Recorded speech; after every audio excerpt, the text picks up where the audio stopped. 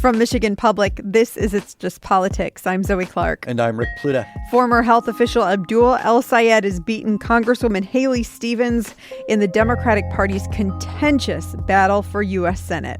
So the primary election is settled, but where does the Democratic Party go from here? We'll ask Democratic Congresswoman Debbie Dingell coming up. But first, let's dig into the election results from yesterday's primary. Here with us is Bridge, Michigan's politics reporter Simon Schuster. Simon, hi. Hey, thanks for having me on. So let's start with this U.S. Senate race. El-Sayed has beaten Stevens. Right now, numbers look like by about 15,000 votes. It's a little closer than many thought it might end up being leading up to the race. What does this tell us? Yeah, I mean, this is a squeaker of a win for Abdul Sayed. I mean, there was a deluge of polling in the final weeks of this race that said that he was up by really big numbers, 10, 12, 13%. And we've seen this before in elections that oftentimes campaigns sort of inundate airwaves and media atmosphere with some of these positive polls. But in reality, this was a really, really competitive race. And the results on election day showed this. This was the first time since Bernie Sanders' presidential primary win in 2016 that a Democrat has won statewide, or any candidate for that matter, without taking Macomb, Oakland, or Wayne counties. So this is a really interesting and important win that gives us some strong indications about what Abdul Sayed's electoral coalition is going to look like. Yeah, we're going to be picking over this one for a while. So what issues, Simon, resonated? Yeah, I mean, I think Abdul Sayed, he made this, I think, about as simple as you can in terms of a campaign message. He talked about money back in your pocket, money out of politics, and Medicare for all. This was sort of his chant throughout the campaign season. But then he also went on the attack against Haley Stevens because it was important to note that he was outspent almost 12-1, he and the groups supporting him on the airwaves. There was an enormous amount of advertising in favor of Haley Stevens, much of it from AIPAC and the American Israel Political Action Committee and related groups. And so he really made this sort of about a populist race, about special interest control. And these Democratic voters, they were angry. They sort of want a break from politics as usual. I think Michigan Republicans, they got this a decade ago in 2016 in carrying Donald Trump to victory. And a lot of these Democrats, they've sort of been waiting for this moment, and they saw this as that moment when they head to the polls. El-Sayed will go on to face former Republican Congressman Mike Rogers in the general. This has some establishment Democrats worried that El-Sayed is too progressive, they say, for a general election in a purple state like Michigan. Others argue, look at what he was able to do. Look at the voters he turned out this week, winning with some $60 million against him. How does El-Sayed now prepare for the general election against Rogers?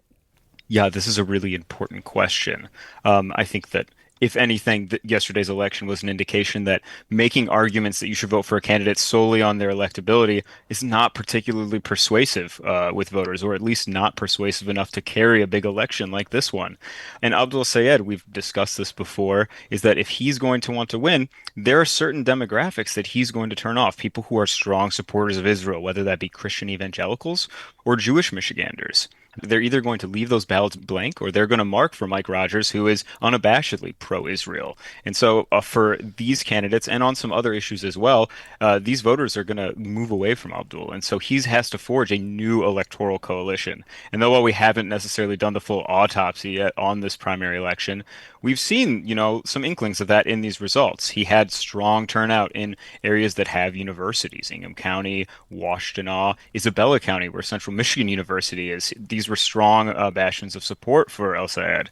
And so he's going to have to expand that electoral coalition, and he's confident that he can bring in not just young voters who don't normally participate, but even Trump voters, people disaffected with politics who, again, want that sort of break from politics as usual. But I think it very much remains to be seen whether that can happen.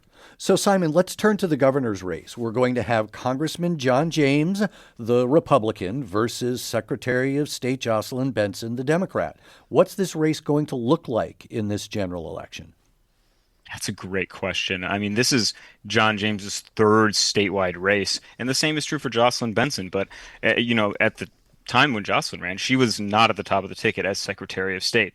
John James was in his two contests for the Senate in 2018 and 2020. So he's had these high visibility moments, high pressure moments. Benson has not. But, I think one of the defining features of this is that this U.S. Senate race is about to take up so much oxygen and attention that this almost becomes something of a down ballot election. Even though this is a marquee race in other years, it certainly was in 2022. And so I think that that's going to do a lot to sort of change the dynamics of this race and make things a little bit more difficult for these candidates to get their message out there. Benson is not as progressive as Abdul Sayed, but they're going to be running, hand in hand, whether they like it or not. The same is true Hmm. of John James and Mike Rogers. And so it's going to be interesting to see how this changes electoral dynamics. Yeah, really interesting. Finally, let's quickly touch on the 7th congressional district. 3 Democrats vying in a true toss-up district to run against Congressman Tom Barrett. The progressive in the race, community organizer and climate activist William Lawrence won. This was a big win for the progressive movement. What happens now in the general? It's a great question as well. I think that Will Lawrence is going to have to marshal a lot of resources toward himself. His opponents in this primary, Bridget Brink and Matt Masdom, they were sort of seen as these characters from central casting, people who had resumes that were primed for this and that could marshal a lot of the sort of coastal and national resources that are necessary to win in these highly competitive battleground congressional districts these days. Tom Barrett, he was able to pull these resources through in 2024, defeating Curtis Hertel. And so the incumbents, they have no issue here. But really, I think we've seen a lot of signals that are optimistic for Lawrence that those national resources are going to be marshaled around him. And he's sort of, I think, proven his case that he can win this thing if given those resources because of the sheer amount of organizing and labor that went into this primary win. His campaign says that they knocked 100,000 doors, which by comparison, Abdul Sayed's campaign said they knocked 200,000, and they're a statewide campaign. But it's going to take more than that. This was a Lansing-centric campaign run by William Lawrence. He had a campaign office in Frandor. He had his campaign party at a local Lansing bar. But this district is more than just Lansing and East Lansing. That's sort of the Democratic bastion, but it's sort of the hinterlands, Charlotte, Eaton Rapids, and even often to Brighton in Livingston and Shiawassee counties. This is where this race is going to be decided. And I think that his candidacy is really unproven in penetrating those areas yet. Yeah, and a true toss-up, as we mentioned. One, Democrats feel like they need to win in order to win the U.S. House come November. That is Simon Schuster, politics reporter at Bridge, Michigan. Simon, thanks so much. Thanks, Simon. Appreciate it, as always. This U.S. Senate race truly split the Democratic Party. The question many are asking, can it come back together before November's general election? Here to answer that question and just what it is that we learned from Democratic voters yesterday is Democratic Congresswoman Debbie Dingell. We should note she did not endorse in the Senate race. Congresswoman, welcome.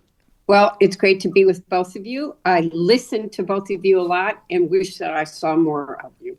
Well, thank you for that. First, what does this result, Abdul El Sayed's very close win in this primary, what does it tell us about Democratic voters in Michigan right now? Look, I think it's reflective of what you've seen across the country. There are a lot of people, and some of them are young people. No question that many young people supported Abdul, but there are many other people that want to see things shaken up. They don't think elected officials that are on either side, Republican or Democrat, are doing enough to take on the issues that they are concerned about, that they want somebody to do something about. And I think Abdul El-Sayed appealed to those people. There are a lot of women, even unions, by the way, were very split on this. But people want to know someone's going to be out there fighting for them. They fought in different ways. But now I think a whole lot of people are praying that Democrats don't come together. And there's even more people that we can come together and will come together because we have no choice, because the victory in November matters. Heading into the general, what do voters want right now from the Democratic Party? It's interesting because last night I was talking to a lot of people. 10 years ago, I correctly projected that Hillary Clinton would not win Michigan and said it for months. And everybody had thought that I was crazy. And I was doubting my gut-o-meter a little, but had told several people that I thought this race was far closer than people thought that it was. And I went back and read an op-ed that I wrote for the Washington Post a decade ago. And you know what? Things haven't changed. Working men and women don't care about politics. What they care about is they want to be able to get a job. They want to feel safe that their job's not going to be shifted overseas. And now we have more young people who are having a harder time finding a job. They want to earn enough money to be able to buy a house or rent a house or have a place to live in a safe neighborhood. They want to earn enough money to put food on the table. They don't want to have to worry whether they can actually even afford the gas they need to drive to work. They want to be able to go to the doctor when they need to go to the doctor and afford the medicine they need, educate their kids, and have a safe and secure retirement. And you know what? That's just, for so many people, that's still a major issue. And what they want to see us do is to fight for it. And we cannot just be anti-President Trump. I have said that repeatedly and will say it again. They want to know that we are going to fight for an affordable America. And then they want to know what we're actually going to do to lower the cost of groceries, gas, housing. We have a very broken healthcare system. How are we going to make sure that every American can afford healthcare? And that's what's going to really matter when we talk to people about voting in November, because Mike Rogers is just going to be a rubber stamp for this White House. And we need someone that when we vote to restore the cuts that were in the big blank bill, I won't use the words I want to use, the cuts to Medicaid, the cuts so that millions of people lost access to the Affordable Care Act, to SNAP, to so many things that people need, and then that we will do, Democrats will do in the first 100 hours, the first 100 days, and the first year. And that's what we got to talk about, articulate, and deliver on. But is the quote-unquote establishment wing of the Democratic Party listening to voters who are saying that enough? So can I ask you a question? I hate labels. Totally hate labels. What am I? I think the instinct might be to say that, but I'm the leader of Medicare for All in the United States House. Have been from the day that I walked into that institution, and have a larger history, and made a promise to John Dingell that when he died, I was going to figure out how to get that over the finish line. I think that if you're sick in this country, you should be able to go to the doctor when you need to go to the doctor, get the medicine you need. And we are the only industrialized nation in the world that doesn't do that. What label do you put on that? But isn't the problem that voters just don't feel heard by the party right now? Yes. But I don't think that's establishment or progressives. I mean, as the candidate, Abdul's going to have to show everybody, from those seniors to the young people, he's listening to them. And then he's going to work with the coalition of people to be able to try to work for the things that they want. This isn't, people who voted and people who want to see results in November don't really care if you're going to be a movement and deliver who the president's going to be or help deliver the nomination in 2 years. What they want to know is, what are you doing for me? How are you going to make my world stronger and better? So as of right now, we know that some $60 million of outside money, that's an eye-popping amount, was spent in support of Haley Stevens' campaign. What does that kind of money tell you about the state of our electoral system right now? So I simply want to say to you, well, that much money was spent on, this was a very expensive Senate race, and we know that there was a disproportionate amount of money spent on one side, which was countered by people's energy, people's concern, anger, enthusiasm. So, but I hate money. I hate fundraising. I do everything that I can to avoid it. My staff hates it. Everybody in the Congress says, so many people, you could be doing so much more. I like helping people. I like being out there solving problems. And I think I would love to get money out of politics. But we keep getting Supreme Court decisions that do the exact opposite and put more money into it. I wish that every public servant could go out and run on issues and not have to worry about that money. And that's one of the reasons why the next Supreme Court justices and the nominees are going to really matter, because we do need to get money out of politics. But we also, right now, also have to be playing on a level playing field. And the recent Supreme Court decisions and the ones that have happened, years ago, give Republicans and the billionaires and the corporations an unfair advantage. And you got to figure out how you can compete too. So I'm all for getting money out of politics, but I'm going to fight fire with fire too. Let's look forward now that the results are in. How does the party come together now before November? Well, we have no choice. We'll have a unity event tomorrow morning with all of the players. But I think that there's far more in common between all of us than there is disagreements. And I think our values are very core to make sure that we take care of each other. The ones that were talked in the Bible. When I was sick, you gave me something to eat. Or when I was sick, you took care of me. When I was hungry, you gave me something to eat. I think everybody wants to make sure that we're not going to privatize Medicare or Social Security. We want to defend reproductive freedom. We want to hold up the Constitution. We want to support worker rights. And we want a strong national security. And we want to confirm judges who uphold the Constitution. So I think those are going to be the issues that pull us together. Our unity is our greatest strength. And whose job is it to make that happen? It's on all of us. I think the governor will play a very important role. I stayed neutral to help play that role. There'll be a number of us who are leaders in the state that have to pull people together so that we can ensure that Michigan continues to have a strong voice, fighting for working families, protecting the values that we all hold in common, and building that future that offers opportunity for everyone.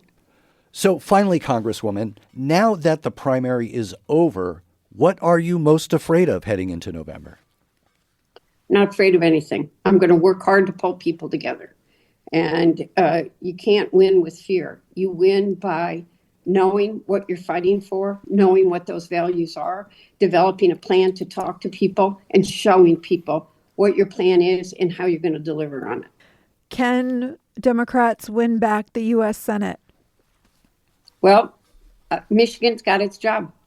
And our job is to make sure we keep that Senate seat Democratic. And that's what I'm focused on. And that's what I'm going to do. And there is hope in a number of other states as well. And we also have to make sure that we get the House back.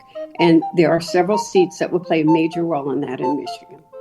Michigan Democratic Congresswoman Debbie Dingell, thanks always for the time. Thank you. And you can find more primary election results at the website, michiganpublic.org. That is It's Just Politics for today. I'm Zoe Clark. And I'm Rick Pluta. Let's talk again next week.